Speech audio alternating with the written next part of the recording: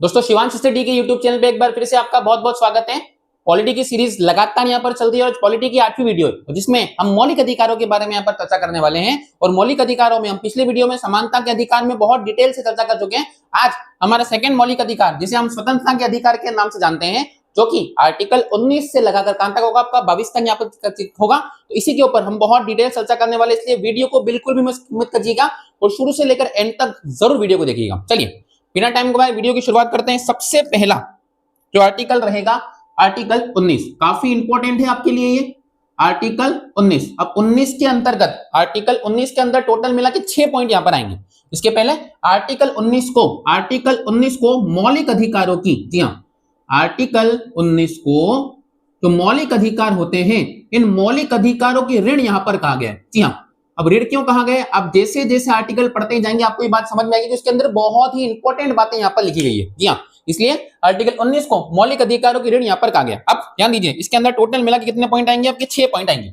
सबसे पहले बात करते हैं आर्टिकल 19 का ए। जी हाँ, आर्टिकल 19 के ए के तहत हमको वाक तथा अभिव्यक्ति की स्वतंत्रता यहां पर प्राप्त है।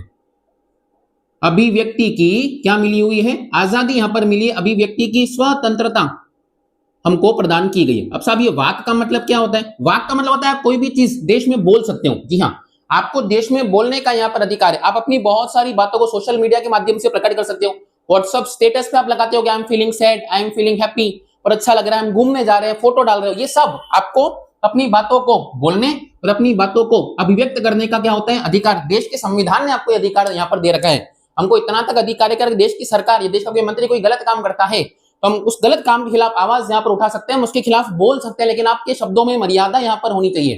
जैसे कि आपने देखा होगा हमारे देश के शिक्षा मंत्री जी ने कुछ गलत काम किया था, गलत काम नहीं किया था, मतलब उन्होंने रिस्पॉन्सिबिलिटी नहीं ली इस बात के लिए। इसलिए देश के युवा ने जंतर मंतर पर इतना बड़ा प्रोटेस्ट किया, उनके खिलाफ इतने सारे नारे लगाए, सरकार के विरोध में नारे लगाए गए, और वहीं बाद में उनको इस्तीफा देना पड़ गया। तो ये जो आजादी हमको दी गई है, ये आजादी किसने दी है? आर्टिकल 19 का ए हमको बोलने की स्वतंत्रता देता है। एक और बात मैं आपको बताना चाहूंगा, इसी के तहत मीडिया की भी स्वतंत्रता की चर्चा यहां पर की गई। जी हाँ, मीडिया की स्वतंत्रता की चर्चा भी इसी आर्टिकल के यहां तहत की जाती है। मतलब मीडिया वालों को देखना, स्पेशल आपको देखे जाएंगे जहां कोई नहीं मिलेगा, वहां मीडिया वाले पहुंच सकते हैं। कहीं कर्फ्यू लग रहा हो तो मीडिया वाले रिपोर्टिंग करने पहुंच जाएगा। ये सारी चीजों के अधिकार किसको दिए गए? आपका मीडिया को, मीडिया के लोगों को दिए गए। तो ये अधिकार 19 का ए हमको यहां पर देता है। एक सेकेंड, ये देखिए, ये वीडियो हर बार थोड़ा सा ऊपर नीचे हो जाता है, पता नहीं क्यों। तो थोड़ा सा मैं एडजस्ट कर देता हूं ताकि आपको,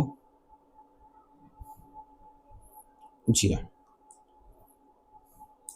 थोड़ा थोड़ा समय में चेक करता रहूंगा, इसके लिए माफी चाहूंगा मैं आपसे, लेकिन वो चेक करना पड़ता है वरना वीडियो क्या टेढ़ा मेढ़ा हो जाता है। चलिए, आज होप आपको 19 का ए यहाँ पर समझ में आया होगा। तो वाक तथा अभिव्यक्ति की स्वतंत्रता, आप जो सोशल मीडिया का प्रयोग करते हो, ट्विटर पे ट्वीट डालते हो, बहुत सारे मंत्री हमारे ट्वीट डालते हैं, सारे के सारे अधिकार हमको भारत का स्वतंत्रता का अधिकार यहाँ पर देता है। आपको इन चीजों की क्या दी गई है? आजादी यहाँ पर दी गई है। 19 का भी हम शांतिपूर्ण तरीके से, जी हाँ, हम शांतिपूर्ण तरीके से सभा करने तथा विरोध प्रदर्शन करने का अधिकार है। विरोध प्रदर्शन करने का हमको क्या मिला हुआ है? अधिकार मिला। अब देश के खिलाफ देश की सरकार के खिलाफ अब अगर आपको कोई बात अच्छी नहीं लगती है, किसी मंत्री ने कोई कानून बनाया आपको पसंद नहीं है, सरकार के कामकाज पसंद नहीं है, तो हम सरकार का पूर्ण रूप से क्या कर सकते हैं? विरोध यहां पर कर सकते हैं। सरकार के खिलाफ क्या कर सकते हैं? सभाएं कर सकते हैं, लेकिन वो सभाएं क्या होनी चाहिए? शांतिपूर्ण तरीके से होनी चाहिए। आपकी वजह से देश में अशांति का माहौल नहीं फैलना चाहिए। इसलिए जंतर मंतर पर जो प्रोटेस्ट इतने दिन चला था वो इसीलिए चल पाया क्योंकि वो प्रोटेस्ट क्या था? शांतिपूर्ण तरीके से था। और शांतिपूर्ण तरीके से अगर कोई आंदोलन चल रहा होता है तो हमारा संवैधानिक अधिकार है और हमसे हमारे संवैधानिक अधिकार कोई भी नहीं छीन सकता। इसलिए आर्टिकल 19 का भी हमको अधिकार देता है कि हम शांतिपूर्ण तरीके से, आप किस चीज का विरोध करना चाहते हो, हमको विरोध, आप रैली निकालिए, कैंडल मार्च निकालिए, एक ऐसी जगह साइड में जहां हर जिले में एक ऐसा जगह होते हैं जहां पर आप प्रोटेस्ट कर सकते हैं। ऐसा नहीं कि कहीं चौराहे पर बैठ गए बीच में आपका, अब चौराहे पर बैठने से आप दिक्कत है कि आप दूसरे लोगों को परेशान कर रहे हो, वो आपका मौलिक अधिकार नहीं है। इसलिए पुलिस आपको वहां से उठा सकती है, लाठीचार्ज करेगी आपके ऊपर। लेकिन अगर आप ऐसी जगह बैठे हो जहां आपको पूर्ण अधिकार दिया गया था, वहां से आपको कोई नहीं हटा सकता। शांतिपूर्ण तरीके से आपको सभा करने का पूरा क्या दिया गया? अधिकार यहाँ पर दिया गया। और आप सरकार का क्या भी कर सकते हो? विरोध प्रदर्शन करने का भी आपको मौलिक अधिकार है। अगला बात करते हैं 19 का सी। 19 का सी हमको संगठन बनाने की शक्ति यहाँ पर देता है। जी हाँ, संगठन बनाने की शक्ति प्रदान करता है। संगठन बनाने की शक्ति प्रदान करता है। अब ये संगठन का मतलब क्या होता है? संगठन मतलब लोगों का समूह। जी हाँ, हम लोगों को मिलाकर अपने ग्रुप बना सकते हैं। आपने कई सारे संगठनों के यहाँ पर नाम सुने होंगे, जैसे कि अपने कई सारे संगठनों के नाम सुने होंगे, जैसे कि भीम आर्मी, जैसे कि करनी सेना, जैसे कि एबीवीपी, जैसे कि आरएसएस, जैसे कि बजरंग दल, जैसे कि विश्व हिंदू परिषद, मजदूर संघ, पेंशनर संघ, शिक्षक संघ, ऐसे बहुत सारे संघ हैं जो लोगों ने बनाए हुए हैं। तो आपको भारत का संविधान आपको संगठन बनाने की शक्ति यहाँ पर देता है। आप लोगों को इकट्ठा करके अपना ग्रुप, अपना संगठन यहाँ पर बना सकते हो। आप सभी के मोबाइल में एक फैमिली ग्रुप होगा, व्हाट्सएप पे ग्रुप बनाऊंगा फैमिली ग्रुप। जी हाँ, आपको यही अधिकार देता है। हम लोगों को मिलाकर, हम लोगों को इकट्ठा करके एक ग्रुप बना सकते हैं, एक संगठन का निर्माण यहाँ पर क्या कर सकते हैं।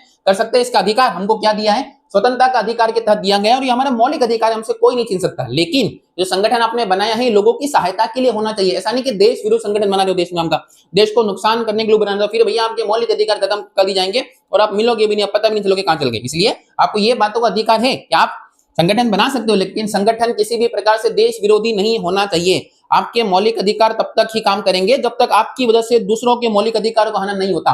अगर आपकी वजह से दूसरों के मौलिक अधिकार का हनन होता होगा तो आपके मौलिक अधिकार पूर्ण रूप से खत्म कर दिए जाएंगे। जी हाँ, 19 के सी में सरकार देश के लोगों को मिलाकर अपना क्या बना सकते हैं, संगठन यहाँ पर निर्माण कर सकते हैं। यही बात काली की 19 के सी में वर्णन किया गया। अगला आते हैं 19 के डी में।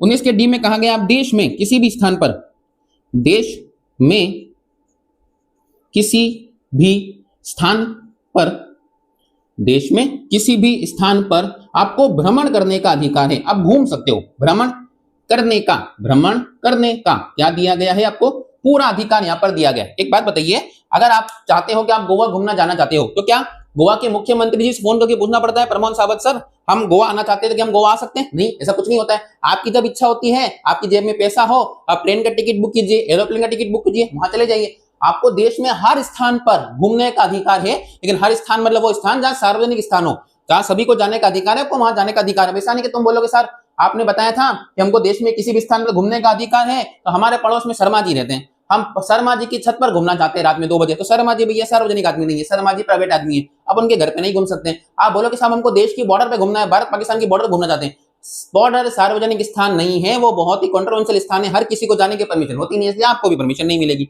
इसलिए आपको वो जगह जहां सभी को घूमने का अधिकार है, आपको वहां देश में घूमने का अधिकार पूर्ण रूप से दिया जाएगा, आपसे कभी भी वो अधिकार नहीं छीना जाएगा। लेकिन आप ऐसी जगह जाने का अधिकार मांगोगे जहां किसी को नहीं है, तो वो अधिकार आपको भी नहीं मिलेगा, फिर हम आपकी मौलिक अधिकार काम नहीं करते। इसलिए 19 के डी के तहत बोला गया है कि देश में किसी भी स्थान पर आपको काय का अधिकार है, भ्रमण करने का अधिकार है। इन चीजों को फिर से रिकॉल करते हैं ताकि आप साथ साथ याद भी कर चीजों को ध्यान दीजिए। 19 का ए आपको वाक तथा अभिव्यक्ति की स्वतंत्रता देता है, मतलब आपको देश में क्या अधिकार है, बोलने का पूरा अधिकार है। आप देश में अपनी बातों को रख सकते हैं, शांतिपूर्ण तरीके से सभा कर सकते हो, विरोध प्रदर्शन करने का आपको देश में अधिकार दिया गया। 19 का सी आपको अधिकार देता है संगठन बनाने की शक्ति, आप लोगों को मिलाकर अपना समूह बना सकते हैं। 19 का डी आपको कहता है कि देश में आपको किसी भी स्थान पर काय का अधिकार है, भ्रमण करने का यहाँ पर अधिकार है। अब 19 का ई इसी तरीके से हम कनेक्ट करेंगे, सेम यही है, बस आपको देश में किसी भी स्थान पर, आपको देश में किसी भी स्थान पर आपको निवास करने का भी अधिकार है। जी हाँ, आपको निवास करने का क्या दिया गया है, अधिकार यहाँ पर दिया गया है। ऐसा नहीं है कि आप अभी जहां रहते हो आप केवल वहीं रहोगे, कोई जरूरी नहीं है। बोरियां बिस्तर बांधो, जेब में पैसा उठाओ, चल दो, जहां रहना है, केरल रहो, मुंबई रहो, जम्मू कश्मीर, अब तो जम्मू कश्मीर भी जाके रह सकते हैं, हम तो वहां से धारा 370 बैठा दी गई है। तो वो भी पहले हम यहाँ पर बड़ी पीड़ा होती थी, हमको यहाँ लिखना पड़ता था कि भारत का कोई भी वासी जम्मू कश्मीर जमीन नहीं कर सकता। अब तो वो अधिकार भी आपको पूरा गए, जहां रहना वहां रहो, जेब में पैसा है, बढ़िया तरीके से मौज काटो, कोई रोकने टोकने वाला नहीं रहेगा आपको। यही बात 19 की कहां मिलती है, हमको ई में देखने को मिलती है कि देश में किसी भी स्थान पर हम क्या कर सकते हैं, निवास यहाँ पर कर सकते हैं, हमको कोई भी इस बात के लिए रोक नहीं सकता। 19 के ए से लगाकर ई तक चर्चा कर चुके हैं। अब थोड़ा सा ध्यान दीजिएगा, 19 का जो एफ है, 19 के एफ में पहले से लिखा हुआ था कौन सा अधिकार, संपत्ति रखने, संपत्ति खरीदने का, संपत्ति को काय का अधिकार था, रखने का यहाँ पर अधिकार दिया गया था। लेकिन हम ये बात बहुत अच्छे से जानते हैं कि संपत्ति के अधिकार को तो मौलिक अधिकार से हटा दिया गया। हमने कल की वीडियो में ये देखा था कि 44वां संविधान संशोधन 1978 के तहत जो मौलिक अधिकार है, जो संपत्ति का अधिकार था, उसको मौलिक अधिकार से हमने हटा दिया। इसलिए 19 के एफ में यह अधिकार पूरे तरीके से हटा दिया गया, इसलिए 19 का एफ जो है वो खाली पड़ा है। अब आता है 19 का जी, और 19 के जी में ये बात कही गई है कि आपको देश में व्यापार करने की स्वतंत्रता है। जी हाँ, देश में व्यापार करने की आपको पूरी की पूरी क्या दी गई है, स्वतंत्रता प्रदान है। आप अपनी जीविका चलाने के लिए, अपने परिवार का पेट भरने के लिए आप जो काम करना चाहें वो काम कर सकते हैं, लेकिन वो काम सरकार की नजरों में लीगल होना चाहिए। आप कोई भी इलीगल काम नहीं कर सकते। सब आपने कहा था व्यापार करने की स्वतंत्रता है, हमने वो लीगल काम किया, मस्त पैसा आ रहा है, एक नंबर काम चल रहा है, लेकिन वो पैसा तब तक आएगा जब तक सरकार की नजर नहीं पड़ जाती। सरकार की नजर पड़ेगी, आपकी जीविका खत्म हो जाएगी, वरना जीविका छोड़ो आपके परिवार के ऊपर बात आ जाएगी। इसलिए आपको वो काम करने का अधिकार है जहां सभी लोग, जरूर नहीं कि आप जिस जाति को बिलोंग करते हो, जिस धर्म को बिलोंग करते हो, वही काम करोगे। आप मल्टीनेशनल कंपनी खोलो, लोगों को रोजगार दीजिए, जो काम करना है, कोई रोकने टोकने वाला नहीं है। देश का संविधान ने हमको ये अधिकार दिया कि हम देश में किसी भी प्रकार का क्या कर सकते हैं, व्यापार कर सकते हैं। अपनी जीविका चलाने के लिए हम जो काम करना चाहे, जो लीगल काम सरकार ने प्रोवाइड किए, हम वो सारे के सारे काम यहाँ पर कर सकते हैं। और यही 6 आर्टिकल हमको कौन सा अधिकार देता है, 19 का। अब देखिए, इसीलिए हमने मौलिक अधिकारों की ऋण कहा है। ये कितना गजब अधिकार है। हम इसके तहत क्या कर सकते हैं, बोल सकते हैं, अपनी बातों को रख सकते हैं। कोई हमको ये किसी बात, लेकिन हमारे शब्दों में अगर अच्छी मर्यादा हुई, हम अपनी बातों को बोल सकते हैं। जैसे हमने सुना कवि सम्मेलन, कवि लोग अपनी बातों को लोगों सामने प्रकट करते हैं। भारत का संविधान हमको अधिकार देता है। पता है आपको, बाकी देशों में इतने अधिकार नहीं। उत्तर कोरिया में तो बाप रे बाप, हालत बहुत ज्यादा खराब है। हम सरकार के खिलाफ सोच भी नहीं सकते, बोलना तो बहुत दूर की बात है। चाइना के खिलाफ एक आदमी था, जैक मा, जिसने बोला, उस व्यक्ति को ही गायब कर दिया गया। अली बाबा का फाउंडर है, करोड़पति आदमी है, अरबपति आदमी है, लेकिन सरकार ने सरकार के बारे में कुछ गलत कह दिया, भैया गायब हो गए, 2 महीने बाद मिले। उसके बाद पूछा, लोगों ने कुछ बताया ही नहीं उन्होंने हमको। इसलिए उनको इतना कंट्रोल कर रखा है अपने देश के लोगों को। लेकिन हमारा देश बहुत गजब देश है। संविधान निर्माता ने बहुत गजब संविधान हमारे लिए बनाया है। इसलिए हम देश में बोल सकते हैं, सरकार के खिलाफ बोल सकते हैं। आपने सुना होगा एक समय ऐसा आया था जब देश में प्रधानमंत्री को चौकीदार तक यहाँ पर किया गया था। और भी अलग अलग शब्दों का प्रयोग करते हैं प्रधानमंत्री के लिए, लेकिन कोई कुछ नहीं कर सकता, क्योंकि हमको संवैधानिक अधिकार यहाँ पर प्रदान है। 19 का बी, शांतिपूर्ण तरीके से देश में हम सभा कर सकते हैं। संगठन बनाने की हमको क्या प्रदान है, शक्ति प्रदान है। 19 का डी हमको अधिकार देता है, हम देश में किसी भी स्थान पर घूम सकते हैं, भ्रमण कर सकते हैं। 19 का ई हमको अधिकार देता है, हम देश में किसी भी स्थान पर निवास कर सकते हैं। संपत्ति का अधिकार जो कि 44 से संविधान संशोधन के हटा दिया गया। और 19 का जी हमको व्यापार करने की पूरी आजादी यहाँ पर देता है। आई होप आपको आर्टिकल 19 पूरे डिटेल्स समझ में आया होगा। आगे अगला बात करते हैं आर्टिकल 20 के बारे में। अनुच्छेद 20 हमको अधिकार देता है दोष सिद्धि के संबंध में प्रावधान। अपराधियों के संरक्षण हेतु, या अपराधियों के लिए प्रावधान भी बोल सकते हैं इसको, दोष सिद्धि के संबंध में, दोष सिद्धि के संबंध में आपको क्या प्रदान किए गए हैं, प्रावधान दिए गए हैं। दोषियों को भी यहाँ पर अधिकार दिए गए हैं। भारत का संविधान इतना अच्छा संविधान है कि हमने दोषियों तक को क्या प्रदान किए हैं, अधिकार यहाँ पर प्रदान किए हैं। एक सेकेंड, ये जी हाँ। अब कौन कौन से अधिकार मिले हैं दोषियों को, मतलब जब कोई दोषी सिद्ध होने वाला है तो वहां भी हमारे लोग को मानना है कि वो भी है तो व्यक्ति, अब उसको अन्य प्रकार के अधिकार, 3 प्रकार के अधिकार यहाँ पर मिलेंगे। चलिए पहला पॉइंट की हम बात करते हैं कि दोष सिद्धि के संबंध में प्रावधान। इसमें पहला पॉइंट आएगा कि एक अपराध की जो सजा है, एक बार अपराध अगर किया होगा तो सजा जो है वो कितनी बार दी जाएगी, एक ही बार यहाँ पर दी जाएगी। एक अपराध की सजा किसी व्यक्ति को 2 बार नहीं दे सकते। जी हाँ, अगर अपराध सेम है, अगर एक बार अपराध किया है, मान लीजिए कोई व्यक्ति जिसने कोई भी चोरी की हो, मान लो वो चोरी करने से वो पकड़ा गया, तो पकड़ा गया, पुलिस ने उसको कुछ समय जेल में रखा, अब जेल में उसको छोड़ दिया, अब वो अपराध की सजा काट चुका है। अब उसको सेम, ऐसा नहीं कि पुलिस वालों को फिर चल तूने उस दिन चोरी करी थी वापस जेल चलना, ना, हो गया उसका काम। एक अपराध करा था उसने, उसकी एक बार की क्या कर चुकी है, सजा यहाँ पर काट चुका है। अब उसके लिए अब उसको सेम अपराध के लिए वापस सजा, हाँ अगर 2 अपराध हुए तो फिर 2 अलग अलग सजा यहाँ पर दी जाएगी। उस अपराध की सजा अलग मिलेगी, उस अपराध की सजा अलग मिलेगी, तो 2 सजा यहाँ पर मिलेगी, क्योंकि अपराध भी तो 2 थे।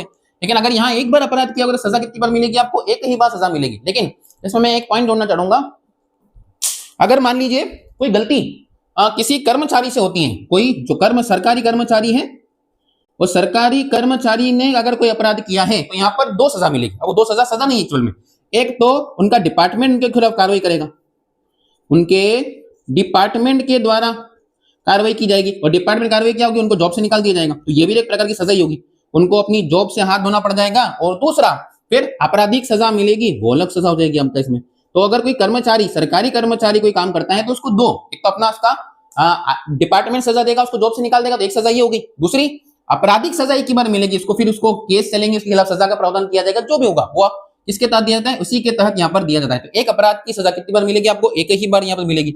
दूसरा पॉइंट ये कहता है जिस समय अपराध किया गया है, जी हाँ, जिस समय अपराध किया गया है सजा उस समय के हिसाब से दी जाएगी, उस समय के हिसाब से दी जाएगी। इस पॉइंट को थोड़ा अच्छे समझे, काफी इंपॉर्टेंट पॉइंट है। ठीक है, जिस समय अपराध हुआ है उस समय जो संविधान में, उस समय जो आईपीसी में सजा लिखी गई है, वही सजा उस व्यक्ति पर लागू की जाएगी। जैसे कि मान लीजिए एग्जाम्पल के तौर पे हम समझते हैं कि 8 अगस्त, ठीक है, 8 अगस्त को चोरी करने की सजा सरकार ने तय कर रखी है कि भैया अगर कोई भी व्यक्ति 8 तारीख के पहले या 8 तारीख तक को भी चोरी करता है तो ये चोरी की सजा जो है 6 महीने यहाँ पर मिलेगी। मुझे नहीं पता कितनी सजा होती है, मैं एग्जांपल के तौर पे केवल समझा रहा हूं। 6 महीने की सजा यहाँ पर दी जाएगी। सरकार ने अगले दिन 9 अगस्त के दिन इस सजा को बढ़ाकर कर दिया कि अब से अगर कोई चोरी करता है तो उसको 1 साल की सजा यहाँ पर दी जाएगी। अब मान लीजिए कोई व्यक्ति एक्स, किसी का नाम नहीं लेते अपन, चोरी में किसी का नाम नहीं लगाते, एक्स आदमी है, एक्स व्यक्ति ने कोई चोरी करी, और वो चोरी जो की गई थी वो चोरी की गई थी आपका 8 अगस्त के दिन, ठीक है। अब आप मुझे ये बताइए कि चोरी जो एक्स ने चोरी करी है उसको सजा 6 महीने की मिलेगी कि 1 साल की मिलेगी? सर आपने अभी अभी तो ये बात बताई है कि जिस समय अपराध किया गया, अब अपराध कब किया गया था? एक्स ने 8 अगस्त को अपराध किया था, तो उसको सजा भी कितनी मिलेगी? 6 महीने की ही सजा मिलेगी। अब भले बाद में सरकार ने सजा बढ़ा दी हो, वो सजा उस पुराने व्यक्ति पर लागू नहीं की जाएगी। एक्स पर 1 साल का नियम लागू नहीं होगा, एक्स पर वो 8 तारीख का ही नियम लागू होगा क्योंकि उसने सजा उसी दिन करी थी। आप बाद में भले फांसी पर चढ़ा दीजिए उस पर, हाँ, लेकिन अगर कोई व्यक्ति अगला 9 अगस्त के दिन अगर कोई अपराध करता है तो फिर यहाँ पर उसको सजा का प्रावधान मिलेगा। और सजा कितने साल के लिए दी जाएगी? 1 साल के लिए दी जाएगी। यही बात संविधान में लिखी है कि एक दोषी को एक अपराध की एक बार सजा मिलेगी, दूसरा उस समय जिस समय अपराध यहाँ पर किया गया है सजा उस समय के हिसाब से यहाँ पर दी जाएगी। अब बाद में सजा को चेंजेस नहीं कर सकते उस व्यक्ति के अगेंस्ट में, ऐसा नहीं कि उसने अपराध करने के बाद सजा में चेंजेस किया गया, उस सजा के अकॉर्डिंग उसको उसके अकॉर्डिंग सजा मिलेगी, ऐसा नहीं होगा आपका। यही बात का विरोध एक समय बहुत हुआ था। मैं आपको एक किस्सा बताता हूं। जब निर्भया केस देश में हुआ था तो निर्भया केस में टोटल मिलाकर 6 आरोपी थे। जी हाँ, अब जब 6 आरोपी वहां पर थे तो उसमें से 5 को तो सजा हुई, एक ने आत्महत्या कर ली थी, 4 को फांसी पर चढ़ा दिया गया लॉकडाउन में, आप सभी को जानकारी होगी। लेकिन एक जो था वो नाबालिग था। जी हाँ, एक जो था उसकी जो उम्र थी वो नाबालिग थी। अब हमारे संविधान में ये प्रावधान ही नहीं है कि नाबालिग को क्या दी जाए सजा, फांसी तो होती नहीं है। उसको बाल श्रम कारावास में रखा गया, उसको कुछ समय के बाद छोड़ दिया गया हमका। अब लोगों ने बहुत विरोध किया इस बात का कि इसको भी फांसी दी जाए, लेकिन नहीं दी जा सकती फांसी। हमारे देश में उस समय नियम कायदे नहीं था और वो बाद में बना नहीं सकता। अगर बन भी जाता है तो उस व्यक्ति पर तो लागू नहीं किया जाएगा अपना। तो देश में बहुत इस बात का विरोध हुआ था कि उस व्यक्ति को भी इसने अपराध सेम किया, सजा सेम मिलनी चाहिए। लेकिन भैया उस समय अपराध में लिखा ही नहीं गया तो उसको सजा दे ही नहीं सकते, पॉसिबल ही नहीं हमका। हम बाद में सजा का पलंग आगे आने वाले लोगों को इस बात के लिए वो कर सकते हैं, लेकिन उस व्यक्ति तो लागू नहीं होगी आपका। चलिए, एक अपराध की सजा एक बार दी जाएगी, दूसरा जिस समय अपराध किया गया सजा उस समय के हिसाब से मिलेगी, तीसरा अपने स्वयं के विरुद्ध अब गवाही देने के लिए बाध्य नहीं कर सकते किसी को। गवाही देने हेतु क्या नहीं कर सकते? बाध्य नहीं कर सकते। किसी व्यक्ति को आप जबरदस्ती, मान लीजिए कोई अपराध उसने नहीं भी किया था, पुलिस वाले उसको जबरदस्ती अपने घर से उठा के लाते हैं, बहुत माराकुटी करते हैं, बहुत कूटते हैं कि बोल तूने अपराध किया था, बोल तू ही था वहां पर, हमने देखा था तू ही था। लेकिन अगर कोई सबूत नहीं उस व्यक्ति के खिलाफ तो फिर भैया उस व्यक्ति के खिलाफ कोई भी प्रकार का उसको ही मारे जा रहे हैं, ढूंढे जा रहे हैं और गवाही देने के लिए बाध्य कर रहे, बोले तो उनके था। हाँ, वो अपनी स्वेच्छा से अगर मान लेता अपराध तो बहुत अच्छी बात है, लेकिन उसको जबरदस्ती मार कूट कर अपना अपराध कबूल करने के लिए विवश नहीं कर सकते। हाँ, पुलिस फिर वही बात कबूल कर लेता है, उसके बाद उससे कुछ उगलाना है तो फिर आपको हिरासत लेनी पड़ेगी। पुलिस हिरासत मिलती है न्यायालय से, न्यायालय अगर पुलिस हिरासत दे देता है तो फिर भैया आप उसको मार कूट सकते हो, सब कर सकते हो। लेकिन पहले ही जब तो उसने अपराध कबूल नहीं किया उसको जबरदस्ती, इसलिए जब भी अपराध होता है पुलिस सबसे पहले क्या ढूंढती है? सबूत यहाँ पर ढूंढती है, ताकि सबूत से उस व्यक्ति को क्या कर सके अपन, उसके खिलाफ हम कार्रवाई सबूत पेश कर सके, उसको सजा दिला सके। लेकिन आप बिना उसके तो किसी व्यक्ति को क्या नहीं कर सकते? सजा नहीं, जबरदस्ती बाध्य नहीं कर सकते, क्योंकि पुलिस की मार बहुत भयानक होती है। एक डंडा पड़ेगा, जिसने नहीं भी किया होगी हाँ बोल देगा साहब मैं नहीं किया था, मत मारिए हमको, लेकिन वो बाद में पुलिस के लिए समस्या हो सकती है। इसलिए आर्टिकल 20 में बोला गया है कि दोष सिद्धि के संबंध में क्या किए गए हैं प्रावधान, जिसमें एक अपराध की सजा आपको एक ही बार दी जाएगी, दूसरा जिस समय अपराध किया गया सजा उस समय के हिसाब से आपको मिलेगी, तीसरा आपको स्वयं के विरुद्ध गवाही देने के लिए क्या नहीं कर सकते? बाध्य नहीं कर सकते। आई होप आपको 19 और 20 दोनों आर्टिकल बहुत ही अच्छे तरीके से समझ में यहाँ पर आए होंगे। आगे बढ़ते हैं आर्टिकल 21 की तरफ। आर्टिकल 21 हमको प्राण एवं दैहिक स्वतंत्रता प्रदान करता है, मतलब भारत देश में आपको जीवन को जीने का यहाँ पर अधिकार है, आपको देश में मरने का अधिकार नहीं दिया गया है। जी हाँ, अब आप कहेंगे सर ये कैसी बात कर रहे हो आप, देश में मरने का अधिकार दिए? डेली कितने ही सारे लोग क्या कर जाते हैं? मर जाते हैं। हाँ, मर जाते हैं, वो बात अलग है, लेकिन आपको देश का संविधान अधिकार नहीं देता है। हम देश से इच्छा मृत्यु नहीं मांग सकते। अगर आप मरना चाहते हैं तो हमको भारत के राष्ट्रपति से इच्छा मृत्यु पर मांगनी पड़ती है, और भारत के राष्ट्रपति जी कभी ऐसी बातों पर एग्री नहीं होंगे। इसलिए भारत का संविधान आपको स्वतंत्रता पूर्ण तरीके से जीवन को जीने का अधिकार देता है, आप देश में जी सकते हो। इसीलिए चलिए मैं इस बात को और डिकोड करके आपको समझाता हूं, ध्यान से सुनिएगा। आर्टिकल 21 बहुत इंपॉर्टेंट आर्टिकल है। आर्टिकल 21 इसके तहत आपको प्राण एवं दैहिक स्वतंत्रता प्रदान की गई है, स्वतंत्रता प्रदान की गई है। इसका मतलब आपको देश में गौरवपूर्ण तरीके से जीवन को जीने का अधिकार है। आपसे कोई भी आपकी आजादी नहीं छीन सकता। आपको पूरे तरीके से देश में जीवन जीने का अधिकार यहां पर दिया जाएगा। जी हाँ, बराबर है, वीडियो को दिक्कत नहीं। चलिए, प्राण एवं दैहिक स्वतंत्रता, इसमें अंदर आपको मैंने अभी बताया, आपको देश में जीवन को जीने का क्या प्रदान किया गया है, अधिकार यहां पर प्रदान किया गया है। आपको स्वतंत्रता पूर्वक, आपको कोई रोकेगा टोकेगा नहीं, आप बिल्कुल, आपकी आजादी कोई नहीं छीन सकता। आपसे गौरवपूर्ण तरीके से देश में जीवन जीने का अधिकार है। घुट घुट के किसी के प्रेशर में आपको कोई परेशान नहीं कर सकता। कोई अगर परेशान करता है तो कानून की सहायता आप यहां पर ले सकते हैं। तो जीवन जीने का आपको पूरा अधिकार दिया गया है। दूसरा, आपको निजता का अधिकार इसके तहत दिया जाता है। जी हाँ, राइट टू प्राइवेसी। निजता का अधिकार मतलब होता है कि भैया कोई बात अगर आप अपनी प्राइवेट रखना चाहते हो, आप ये बात किसी को नहीं बताना चाहते हो, तो ये बात अपनी आप प्राइवेट रख सकते हो। भारत का संविधान हमको ये अधिकार देता है, निजता का अधिकार आपको, प्राइवेसी।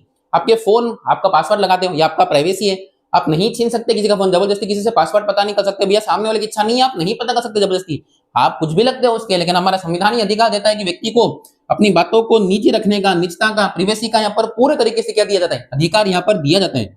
निजता का अधिकार है। सरकार कभी भी किसी दो व्यक्ति की चैटिंग नहीं पढ़ सकती। जी हाँ, सरकार छोड़िए, आप जिस एप्लीकेशन पे चैटिंग करते हैं, व्हाट्सएप भी आपकी चैटिंग नहीं पढ़ सकता, क्योंकि जब तक आपके खिलाफ कोई भी क्रिमिनल केस दर्ज नहीं हो जाता। हाँ, आपने कोई केस कर दिया है, फिर आपके खिलाफ कार्रवाई होगी, आपका फोन भी टेप हो सकता है, आपकी चैटिंग पढ़ी जा सकती है, लेकिन बिना उसके सरकार, अगर कोई करता है, अगर आपको ऐसा लगता है कि कोई मेरी चैटिंग पढ़ रहा है, कोई व्यक्ति आपके खिलाफ ऐसा कर रहा है, तो भैया बिल्कुल मौलिक अधिकार का हनन कर रहा है आपके, उसके खिलाफ कंप्लेन कर सकते हैं आप। आर्टिकल 21 के तहत निजता का अधिकार, आपको अपनी बातों को प्राइवेट रखने का पूरा यहाँ पर अधिकार दिया गया है। तीसरा,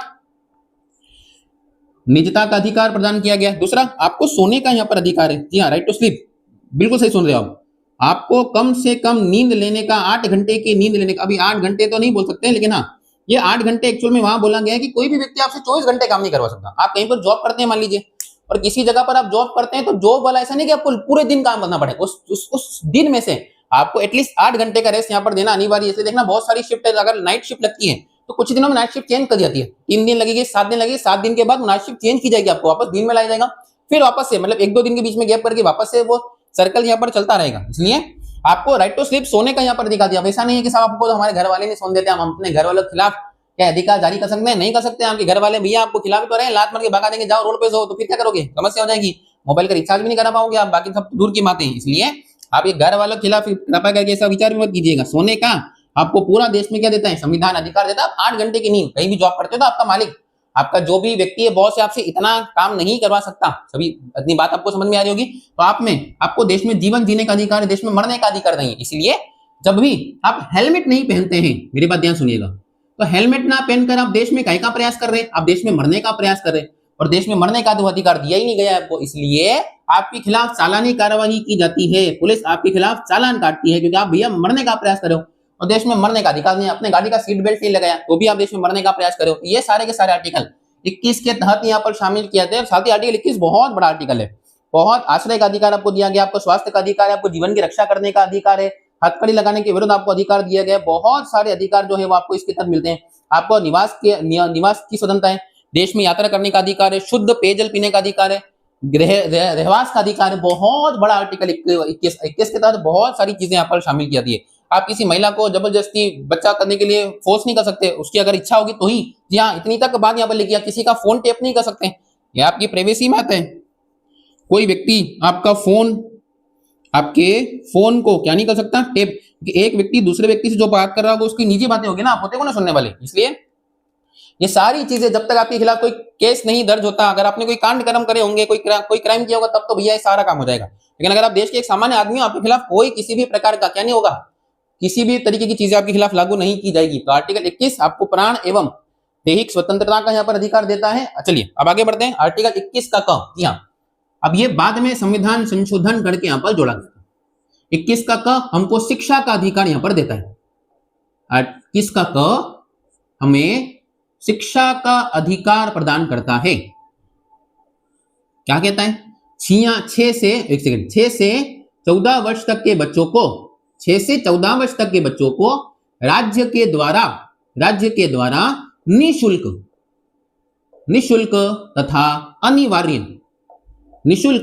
तथा अनिवार्य शिक्षा का प्रावधान किया गया है।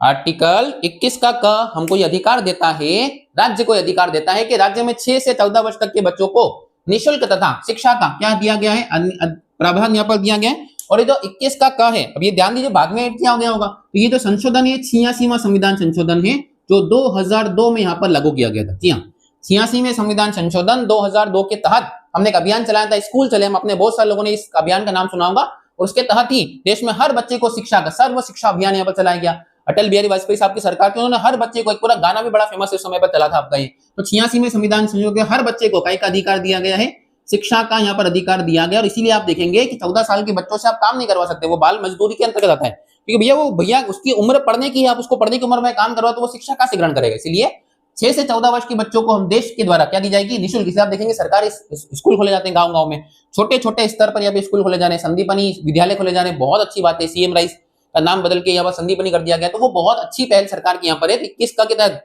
हम सरकार को क्या अधिकार है, आपका शिक्षा का यहाँ पर अधिकार दिया गया। और अगला आता है आर्टिकल 22। अगले आर्टिकल 22 के तहत अगला आर्टिकल 22, गिरफ्तारी से संरक्षण। जी हां, गिरफ्तारी से संरक्षण आपको प्रदान किया गया है। अब ये गिरफ्तारी संरक्षण मतलब क्या होता है सर? पुलिस अगर आपको गिरफ्तार करने आती है तो आपके पास में कई प्रकार के मौलिक अधिकार यहाँ पर दिए गए हैं, जिसमें पहला आपको अधिकार मिलता है कि आप गिरफ्तारी का कारण यहाँ पर पूछ सकते हैं। जी हाँ, गिरफ्तारी का कारण को पूछने का आपको पूरा का पूरा अधिकार है। आपको पुलिस टंगा टोली करके जबरदस्ती गाड़ी बिठाकर नहीं ले जा सकती। आपको पूरा मौलिक अधिकार है कि हम पुलिस से अपनी गिरफ्तारी का कारण पूछ यहाँ पर सकते हैं कि हमने क्या अपराध किया है, जो हमें क्या किया जा रहा है, गिरफ्तार यहाँ पर किया जा रहा है, तो आपको कारण पूछने का पूरा अधिकार है। दूसरा, जब भी आप गिरफ्तार होंगे तो आपको 24 घंटों के अंदर अंदर किसी भी मजिस्ट्रेट के सामने, जी हाँ, किसी भी मजिस्ट्रेट के समक्ष यहाँ पर प्रस्तुत किया जाएगा। मजिस्ट्रेट के समक्ष प्रस्तुत किया जाएगा, समक्ष प्रस्तुत किया जाएगा, प्रस्तुत किया जाएगा।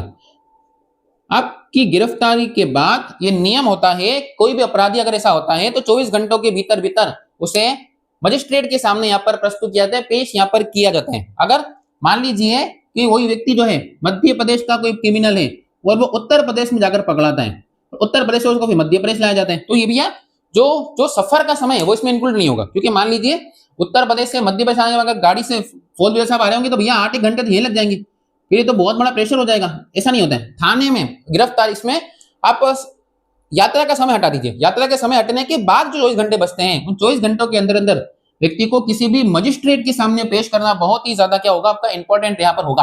और अगला तीसरा, व्यक्ति को अपनी पसंद के वकील से बात करने का पूरा अधिकार दिया जाएगा। अपनी पसंद के वकील से, अगर अपराधी का पसंद के वकील से बात करने का पूरा क्या मिलता है, अधिकार यहाँ पर मिलता है। अगर कोई व्यक्ति है, जिसका कोई व्यक्ति अगर दोस्त है, उसकी फैमिली वकील हो या उसकी कोई यार दोस्त अगर वकील हो, तो वो उसको बुलवा सकता है, बात कर सकता है। ऐसा नहीं कि पुलिस को अपने वकील से बात करने का अधिकार नहीं देगी, पूरा अधिकार यहाँ पर देगी। तो आप अपने पसंद के वकीलों से हम क्या कर सकते हैं, बात यहाँ पर कर सकते हैं। पुलिस खुद, अगर आपके पास फोन नहीं है तो पुलिस खुद फोन लगवा के उस वकील को यहाँ पर बुलवा सकती है, आपको अपना पूरा अधिकार यहाँ पर दिया। तो ये गिरफ्तारी से आपको क्या दिए गए, संरक्षण यहाँ पर दिए गए। लेकिन थोड़ा ध्यान दीजिएगा, आर्टिकल 22 के तहत ये 3 अधिकार 2 लोगों को नहीं मिलेंगे। अब ये 2 लोग कौन कौन है, यहां मैं समझाता हूं, थोड़ा ध्यान सुनिएगा। पहला, एक तो शत्रु देश का नागरिक। जी हाँ, शत्रु देश का अगर कोई नागरिक हुआ, शत्रु देश का अगर कोई नागरिक होता है, जैसे कि मान लीजिए पाकिस्तान, जैसे पाकिस्तान, हाँ मान सकते हैं अपन इसको, शत्रु देश का कोई नागरिक है, हमारे देश में कोई गलत गतिविधि करने आया था, बम फोड़ने आया था, देश के लोगों को नुकसान करने आया था, और वो गिरफ्तार होता है, तो भैया कोई कारण बताने की जरूरत नहीं है, कोई न्यायालय के समय प्रस्तुत नहीं किया जाएगा, कोई वकील यहाँ पर नहीं दिया जाएगा। जी हाँ, हमको पूरा अधिकार, उसको ये अधिकार नहीं दियाएंगे। और दूसरा, ऐसा व्यक्ति जिसकी गिरफ्तारी निवारक निरोध के तहत की जाती है, ऐसा व्यक्ति जिसकी गिरफ्तारी निवारक निरोध के तहत यहाँ पर की जाती है। सब ये निवारक निरोध क्या होता है, निवारक निरोध के तहत कई सारे कानून का निर्माण यहाँ पर किया गया है। लेकिन निवारक निरोध का मतलब इतना समझ सकते हैं, किसी व्यक्ति को अपराध करने की आशंका में पहले ही गिरफ्तार यहाँ पर कर लेना। जी हाँ, एक बात बताइए, क्या पुलिस क्राइम होने का वेट करेगी? अगर पुलिस को एक बात पता है कि भैया ये जो आदमी है ये यहाँ पर क्राइम करने वाला है, तो आप पुलिस क्राइम होने का वेट करेगी तो बहुत बड़ी समस्या हो जाएगी। यहाँ पर क्राइम हो जाएगा तो हो सकता है बहुत लोग जान चले जाए। तो पुलिस को पता चल जाता है कि ये क्राइम करने वाला है, तो क्राइम करने की आशंका में पहले से उसको क्या कर लिया जाएगा, गिरफ्तार कर लिया जाएगा। और वो गिरफ्तारी अधिकतम 3 महीने तक यहाँ पर हो सकती है। जी हाँ, ऐसे व्यक्ति को हम अधिकतम 3 महीने तक क्या कर सकते हैं, गिरफ्तार कर सकते हैं।